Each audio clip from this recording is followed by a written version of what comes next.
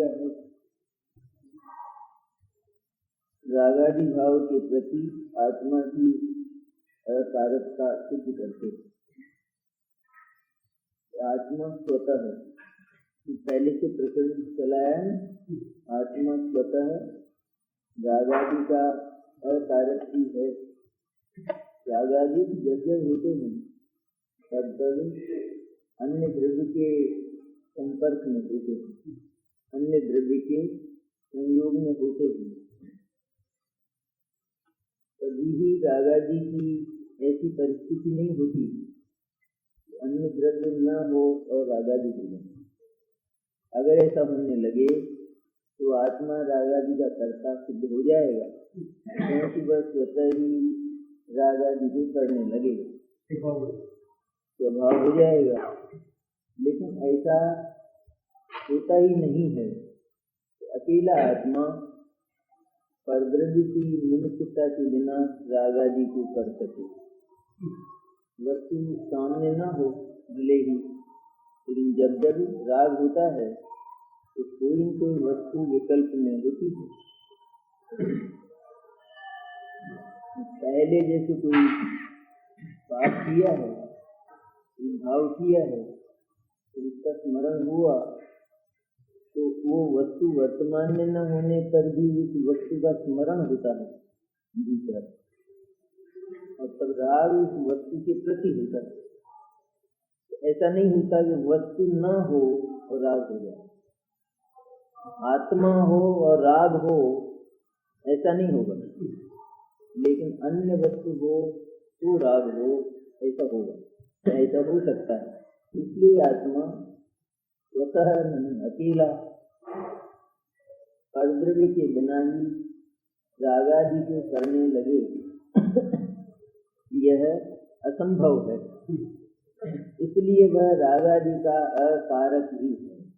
आत्मा में आत्मद्रव्य, आत्मवस्तु, आत्मवस्तु जिसका स्वभाव सारे विश्व से भिन्न, सारे विश्व से पृथकत्व, विभक्तत्व और स्वरूप में एकत्व है, वह अन्य के संयोग में ही राग को करता है। अन्य के बिना राग, ये परिस्थिति बताई राग की, जब जब राग करना पड़े तभी तभी अन्य द्रव्य की आवश्यकता महसूस होती है। इससे ये सिद्ध हुआ कि राग आत्मा का स्वभाव नहीं होता, क्योंकि स्वभाव के लिए, स्वभाव के परिणमन के लिए किसी की आवश्यकता नहीं होती, और जिस परिणमन में किसी की आवश्यकता होती है तो वह स्वभाव नहीं, तो वह वस्तु की निज चीज नहीं है। आत्मा स्वतः रागादि का अकारक ही है, क्योंकि यदि ऐसा न हो तो, अर्थात यदि आत्मा स्वतः ही रागादि भावों का कारक हो तो अप्रतिक्रमण और अप्रत्याख्यान की द्वैधता का उपदेश नहीं हो सकता। आत्मा राग को स्वयं ही करता हो, राग स्वयं ही आत्मा के स्वभाव से, आत्मा के भीतर से, आत्मा के गुण धर्मों से अपने आप पैदा होता हो, तो फिर यह कहना इन पदार्थों का त्याग करो। पहले तुमने इस तरह के पदार्थों का सेवन किया है, तो उन पदार्थों के सेवन का वर्तमान में प्रायश्चित करो। अतिक्रमण होता है, पहले किए गए जो पाप है ना, वो पाप मैंने क्या, वे पदार्थ जो हमारे योग्य नहीं है, उनके प्रति हमारा ममत्व रहा, और उनके प्रति, उनके सेवन के प्रति हमारे भाव हुए, तब क्या कहा जाता है, उनका प्रायश्चित करो तुम, और भविष्य में भी इस बात की प्रतिज्ञा करो कि इस तरह के किसी पदार्थ का सेवन नहीं करोगे। ये उपदेश होता है नहीं, अप्रतिक्रमण और अप्रत्याख्यान की दूरता का उपदेश नहीं हो सकता। अप्रतिक्रमण और अप्रत्याख्यान का जो वास्तव में द्रव्य और भाव के भेद से विविध दो प्रकार का उपदेश है, वह द्रव्य और भाव के नैमित्तिकत्व को प्रकट करता हुआ आत्मा के अप्रत्यक्ष को भी बतलाता है। अप्रतिक्रमण और अप्रत्याख्यान का जो दो प्रकार का उपदेश है, दो प्रकार का उपदेश है, एक तो उस वस्तु का त्याग करो और एक उस वस्तु के प्रति होने वाले भाव का त्याग। द्रव्य भाव के दो प्रकार का अगर न हो और अकेला भाव ही हो तो वो आत्मा का स्वभाव हो जाएगा। और फिर ये क्यों कहा जाएगा कि उस भाव का त्याग करो, राग का त्याग करो? यह बात तब कही जाएगी कि जब राग का निमित्त कोई दूसरा द्रव्य हो। अगर द्रव्य अप्रतिक्रमण न हो, अर्थात उस अप्रतिक्रमण में द्रव्य की निमित्तता न हो, दूसरे पदार्थ की निमित्तता न हो, जो पांच इंद्रिय के विषयों के सेवन के भाव होते हैं, उनमें अगर पांच इंद्रिय के विषयों की निमित्तता न हो, वे न हो और वे भाव स्वयं भी होते हों, उन भावों को छोड़ो, ऐसा कौन कहेगा? ऐसे छोड़े जाएंगे वो, फिर तो वो आत्मा का स्वरूप ही हो जाएगा। तो अप्रतिक्रमण और अप्रत्याख्यान का जो वास्तव में द्रव्य और भाव के भेद से विविध उपदेश है, वह द्रव्य और भाव के निमित्त नैमित्तिकत्व को प्रकट करता हुआ आत्मा के अकर्तृत्व को भी बतलाता है। नैमित्तिकत्व में आत्मा के रागादि भाव, आत्मा के रागादि भाव वो अन्य द्रव्यों के निमित्त से होते हैं, ठीक है ना? रागादि भाव अन्य द्रव्य के निमित्त से होते हैं, इसलिए वो अन्य द्रव्य पर ही उसका सारा का सारा वजन जाता है, आत्मा अकर्ता रह जाता है। जब जब रागादि भाव होते हैं तब तब अन्य के योग में होते हैं, इसलिए ये रागादि भाव आत्मा के स्वरूप से अलग रह जाते हैं। फलस्वरूप आत्मा उनका कर्ता नहीं हो सकता। जो जो आत्मा के स्वभाव से न्यारे भाव हैं, उनका कर्तृत्व आत्मा को नहीं हो सकता। क्यों नहीं हो सकता? क्योंकि वे अन्य द्रव्य के योग में सदा ही जितनी भी व्याधियां हैं वे अन्य द्रव्य के योग में होती हैं, इसलिए उन व्याधियों में और मनुष्य में भेद है, अंतर है, फर्क है। अगर वे किसी अन्य द्रव्य के योग में न होती हो तो फिर वे मनुष्य स्वभाव मानी जाएंगी। जैसे खाना पीना होता है, श्वास आता है आदमी को, तो इस तरह बुखार भी आदमी का स्वभाव माना जाएगा, अगर वह अन्य पदार्थ के योग में न होता हो तो। लेकिन क्योंकि वह अन्य पदार्थ के योग में होता है, इसलिए आदमी उससे अलग रह जाता है, वो चला जाता है और आदमी पूरा रह जाता है। श्वास चला जाए तो आदमी नहीं रहता है, लेकिन ज्वर चला जाए तो आदमी रह जाता है। इसका अर्थ क्या हुआ कि क्योंकि वो चला गया और आदमी पूरा रह गया, तो जिस समय वो है उस समय भी आदमी में और उसमें भेद है, फर्क है, अंतर है पूरा का पूरा। इसका अर्थ क्या हुआ कि आदमी उसका कर्ता नहीं हो सकता। आदमी और उसमें निरंतरता हो, अंतर न हो, तब तो आदमी उसका कर्ता होगा। लेकिन उसमें अगर अंतर है तो फिर उसे करने का इसको अधिकार ही नहीं रहा, क्योंकि वो इसका नहीं रहा ना, वो इसकी वास्तविक चीज नहीं रही, इसलिए वह उसका कर्म नहीं रहता। अगर वह स्वतः ही होता तो, है ना? अप्रतिक्रमण और अप्रत्याख्यान का जो वास्तव में द्रव्य और भाव के भेद से विविध उपदेश है, वह द्रव्य और भाव के निमित्त नैमित्तिकत्व को प्रकट करता हुआ आत्मा के अकर्तृत्व को ही बतलाता है। इसलिए यह निश्चित हुआ कि परद्रव्य निमित्त है और आत्मा के रागादि भाव नैमित्तिक हैं। इसलिए क्या निश्चित हुआ कि अन्य द्रव्य निमित्त है और आत्मा के रागादि भाव नैमित्तिक हैं। क्या कहना चाहते हैं आचार्य? तो निमित्त का कर्तृत्व बताना चाहते हैं क्या? सिर्फ परिस्थिति बताना चाहते हैं कि रागादि भाव किस तरह होते हैं। किस तरह होते हैं कि जहाँ परद्रव्य हो तो वहीं रागादि भाव हो सकते होते हैं। मैंने जरूरी नहीं, लेकिन हो सकते हैं। तो क्या वो पैदा कराता है? परद्रव्य पैदा करता है। परद्रव्य अगर पैदा करता होता तो फिर रागादि भाव को छोड़ने के लिए उपदेश नहीं होता, कोई भी नहीं होता। परद्रव्य अगर रागादि को पैदा करता तो रागादि को छोड़ने का उपदेश आचार्य नहीं करते। और दूसरी बात, परद्रव्य के बिना रागादि होते होते तो फिर राग को छोड़ने का उपदेश आचार्य नहीं करते। ये दोनों बातें हैं। परद्रव्य अगर रागादि करता कि उसको के आचार्य उसको छुड़ाते, तुम राग छोड़ो भाई। क्यों छोड़े हम राग? जैसे छत गर्म हो जाती है तो उसके लिए डॉक्टर कौन बुलाता है? बुलाता है कोई? क्यों नहीं बुलाता? क्योंकि छत गर्म है, मैं गर्म थोड़ा ही। स्वयं गर्म हो तब तो डॉक्टर को बुलाए, लेकिन वो जो गर्मी है वो छत की है तो डॉक्टर को कौन बुलाए? इसको तो तकलीफ नहीं है।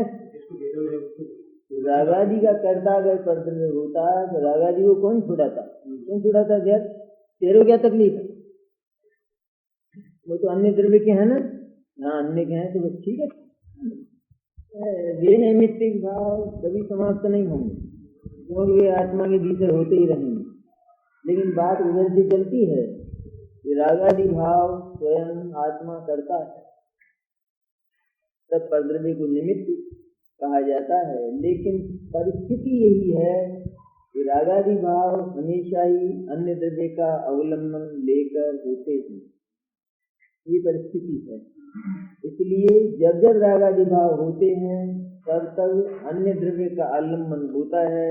जिस द्रव्य का आलम्बन होता है उसको निमित्त कहते हैं, रागादि भावों को नैमित्त कहते हैं। अगर हम परद्रव्य का अभाव कर दें तो रागादि नहीं होंगे। हो सकते हैं? क्यों नहीं हो सकते? परद्रव्य का अभाव कर दिया जाए तो रागादि क्यों नहीं होंगे?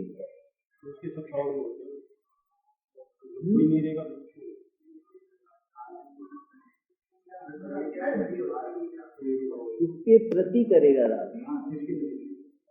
राग किसके प्रति करे? गाली देता है एक व्यक्ति, कोई होना चाहिए दूसरा, खुद को देता है, आप अपने को देते हैं, दूसरा होता है। उसने गाली दी, उसने क्या सिद्ध किया? दूसरा था वहां, ये सिद्ध हुआ। उसी तरह आत्मा ने राग किया, इससे क्या सिद्ध हुआ?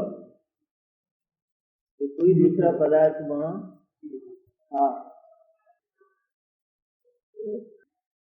एकांत की बारीकियां हैं। परद्रव्य राग कराता नहीं, परद्रव्य के बिना राग होता नहीं।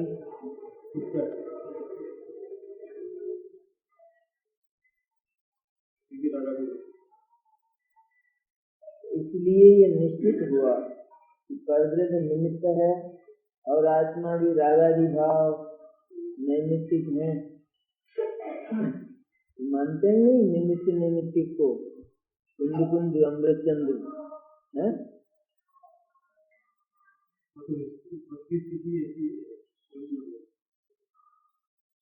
निमित्त को उड़ाया, निमित्त उड़ाया, स्थापित किया। क्या कहकर स्थापित किया? इसलिए यह निश्चित हुआ, ये कहा अमृतचंद्राचार्य। इसलिए यह निश्चित हुआ कि परद्रव्य निमित्त है और आत्मा के रागादि भाव निमित्त के। निश्चित हुआ, निश्चित, इसलिए हम ऐसा मानते हैं, सिद्ध हुआ। नहीं मानते निमित्त निमित्त को, कौन नहीं मानता है? वो कहाँ से उड़ाएगा, क्या कह के उड़ाएगा वो? तो निमित्त को रहने देना। जब हम निमित्त को निमित्त ही नहीं रहने देंगे तो फिर निमित्त नाम की चीज कहाँ रहेगी? निमित्त का अर्थ केवल वस्तु का होना मात्र है, वस्तु का कुछ करना। निमित्त का उपादान के प्रति कुछ करना, उसका नाम निमित्त नहीं। निमित्त कहाँ रहा थे? वो तो उपादान हो गया ना, क्योंकि जो काम को करता है उसका नाम है उपादान। तो निमित्त यदि काम करने लग गया किसी का तो फिर वो तो उपादान हो गया, वो निमित्त खत्म हो गया। निमित्त की सत्ता खतरे में पड़ गई, उसको खतरे में डाल दिया। निमित्त की निमित्तता सुरक्षित रखने के लिए यह मानना जरूरी है कि निमित्त नाम का पदार्थ होता तो है लेकिन वह उपादान का कुछ करता नहीं। सीधी बात है। मुनिराज के प्रति किसी के भाव हो छोटे, मुनिराज तो नहीं है ना स्वयं, उनको तो बिल्कुल नहीं होता है द्वेष का भाव, राग का भाव। जिसको भाव हुआ है उसके लिए मुनिराज निमित्त है नहीं, द्वेष में नहीं है। श्रेणी को मुनिराज निमित्त नहीं थे ना, तो मुनिराज को पाप लगा। ये स्पष्ट है बात, ये अत्यंत स्पष्ट है।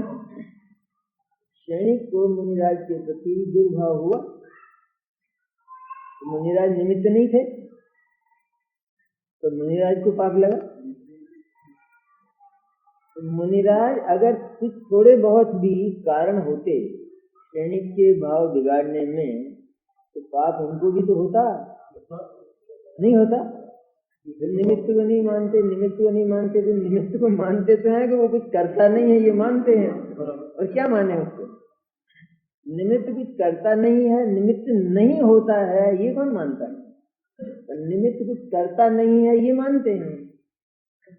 निमित्त का कर्तृत्व हटाकर हम निमित्त की स्थापना करते हैं, बल्कि उसकी सत्ता की सुरक्षा करते हैं।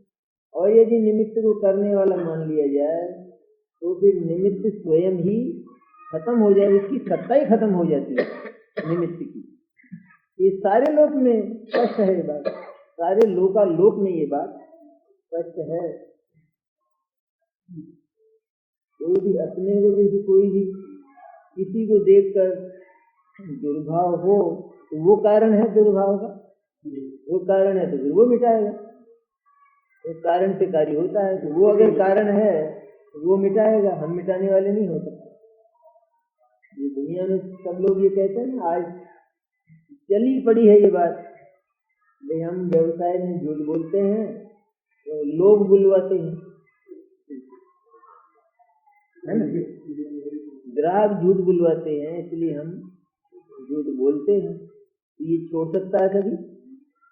और कई लोगों ने छोड़ रखा है तो ग्राहकों ने छुड़वाया होगा कि तुम तो मत बोला करो, तुम बोला करो। तो ये छोड़ना चाहता है वो स्वयं छोड़ देता है, मेरे यहाँ ज्यादा दिक्कत की जरूरत नहीं है, एक बात है, ऐसा कह देता है। लेकिन जिसको छोड़ना नहीं है वो क्या कहता है? वो स्पष्ट कहता है सामने, झूठ तो आप बुलवाते हो, हम बोलते हैं कि इसको झूठ कभी छोड़ना। तो ग्राहक तो ऐसे ही आएंगे, जितने भी आएंगे वो सब ऐसे ही आएंगे। वो तो कहेंगे कि इतना लोगे,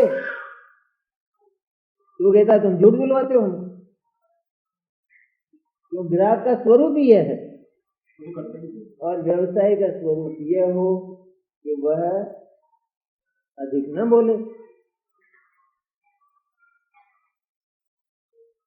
इसी तरह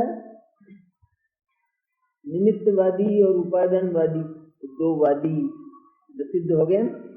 निमित्तवादी तो किसे कहते हैं कि जो होने वाले कार्य में निमित्त को शामिल मानता है, उसको कहते हैं निमित्तवादी। और जो होने वाले कार्य में निमित्त को तो स्वीकार करता है लेकिन निमित्त को काम में शामिल नहीं मानता, उसको उपादानवादी कहते हैं।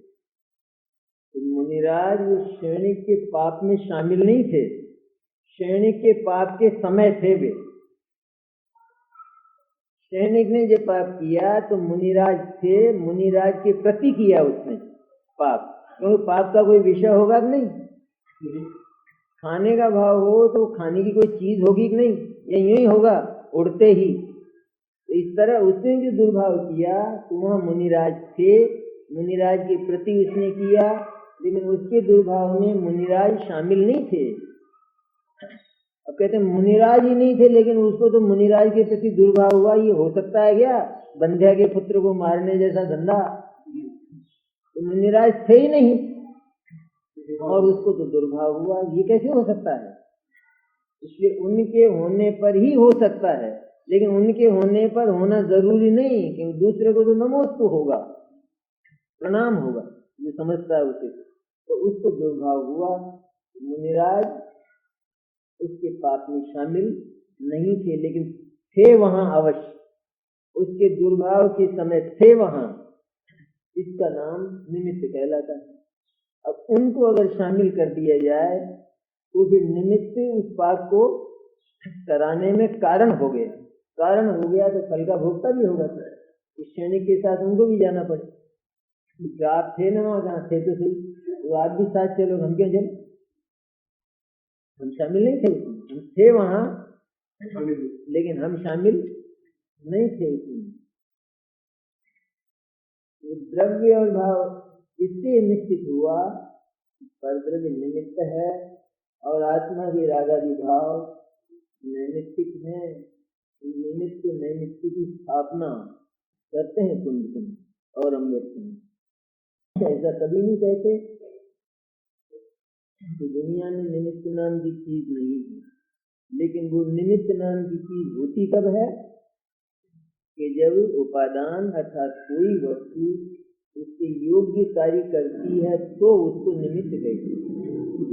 दो हों, दो, एक तो जैसे क्षणिक को तो दुर्भाव हुआ और एक दूसरा वहां है चेलना, तो चेलना जो है वो नमोस्तु प्रणाम कर रही। मुनिराज किसके करवाने वाले हैं? क्या करवा रहे हैं? उसको नमोस्तु करवा रहे हैं तो उसको पाप करवा रहे हैं, दोनों नहीं है। लेकिन इसके प्रणाम के लिए और इसके दुर्भाव के लिए मुनिराज होने तो चाहिए, वरना मुनिराज के प्रति कैसे करेगा भाव? होने चाहिए ना। तो उसका होना, इसका नाम निमित्त है, उसका कुछ करवाना ये निमित्त नहीं है। मारीच बिगड़ गया समोसन से बाहर आके, है ना, विद्रोह करने लग गया, भगवान आदिनाथ के खिलाफ। भगवान शामिल थे उसमें विद्रोह में? लगता है भगवान को पाप? भगवान को पुण्य पाप दोनों ही नहीं थे, तो शामिल थे क्या उसमें? बिल्कुल नहीं थे, लेकिन निमित्त भगवान भी थे। क्यों? भगवान के खिलाफ किया ना उसने वो सब। जिसके खिलाफ करे वो तो होना चाहिए कि नहीं, खिलाफत करे तो इसका नाम निमित्त नैमित्तिकता है। जितने भी दुनिया में काम होते हैं उन सब में ये बात घटा लेना चाहिए। इससे निश्चित हुआ, निश्चित करते हैं निमित्त नैमित्तिक को, निमित्त और उपादान को। उपादान की पर्याय का नाम नैमित्तिक है ना, और किसी पदार्थ की पर्याय का नाम निमित्त। पदार्थ निमित्त नहीं पूरा का पूरा, तो वो तो हमेशा ही रहता है पदार्थ, तो उस पदार्थ में उस समय होने वाली पर्याय उसका नाम निमित्त। इस तरह निमित्त और नैमित्तिक संबंध निश्चित होता है। यदि ऐसा न माना जाए